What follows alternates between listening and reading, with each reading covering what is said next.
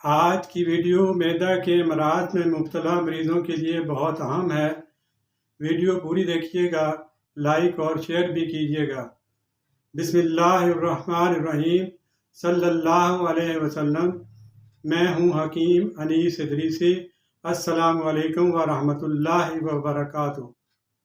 معدہ کی 4 قوتیں ہیں اور معدہ کی کارکردگی کا دار و مدار انہی 4 قوتوں پر محیط ہے۔ جب ان قوتوں کی کارکردگی میں بگاڑ پیدا ہوتا ہے تو معدہ کی مختلف امراض پیدا ہوتی ہیں۔ یہ 4 قوتیں کون سی ہیں؟ پہلی قوت ہے قوت ماسکہ۔ جب بھی کوئی غذا ہم کھاتے ہیں، معدہ میں جاتی ہے تو اس کا ایک خاص مدت تک معدہ میں رہنا ضروری ہے۔ یہ کام قوت ماسکہ کا ہے کہ وہ ایک خاص مدت تک غذا کو معدہ میں رکھے۔ دوسری قوت ہے قوت ہاضمہ۔ معدہ میں غذا کو ہضم کرنے کا عمل قوت ہاضمہ کے ذمہ ہے۔ تیسری قوت ہے قوت جاذبہ۔ ہضم شدہ غذا سے جوس ایکسٹریکٹ کر کے جگر کی طرف سپلائی کرنا، یہ قوت جاذبہ کا کام ہے، اور اس ہضم شدہ غذا سے جوس ایکسٹریکٹ کرنے کے بعد جو پھوک باقی بچتا ہے وہ آنتوں کو سپلائی کرنا، یہ بھی قوت جاذبہ کا کام ہے۔ جب چوتھی قوت ہے قوت دافع۔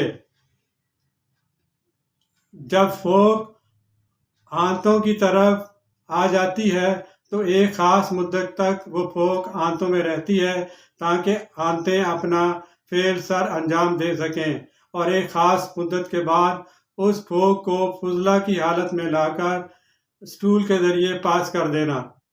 جب ان قوتوں میں بگاڑ پیدا ہو جاتا ہے تو مختلف امراض پیدا ہوتی ہیں، مثلاً بد ہضمی، گیس، تیزابیت، کھٹے ڈکار، بے چینی، معدہ میں گرانی، قبض جیسی کیفیت پیدا ہو جاتی ہیں۔ کوئی بھی ایک قوت خراب ہو جائے تو یہ ساری امراض لاحق ہو جاتی ہیں۔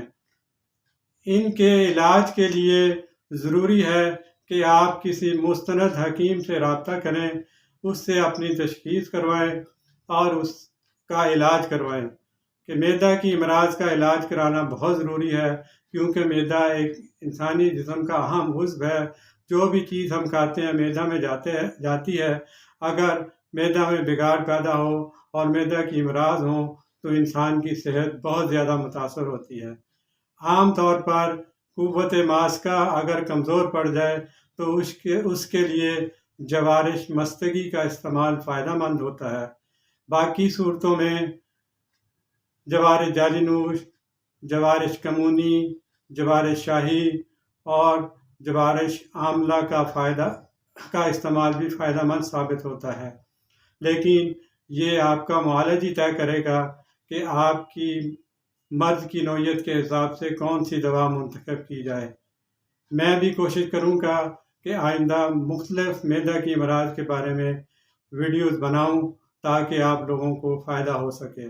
اس کے لیے آپ میرا چینل سبسکرائب کر لیں تاکہ میری ہر آنے والی ویڈیو آپ کو دیکھنے کا موقع مل سکے۔ اپنا خیال رکھیں۔ فی امان اللہ۔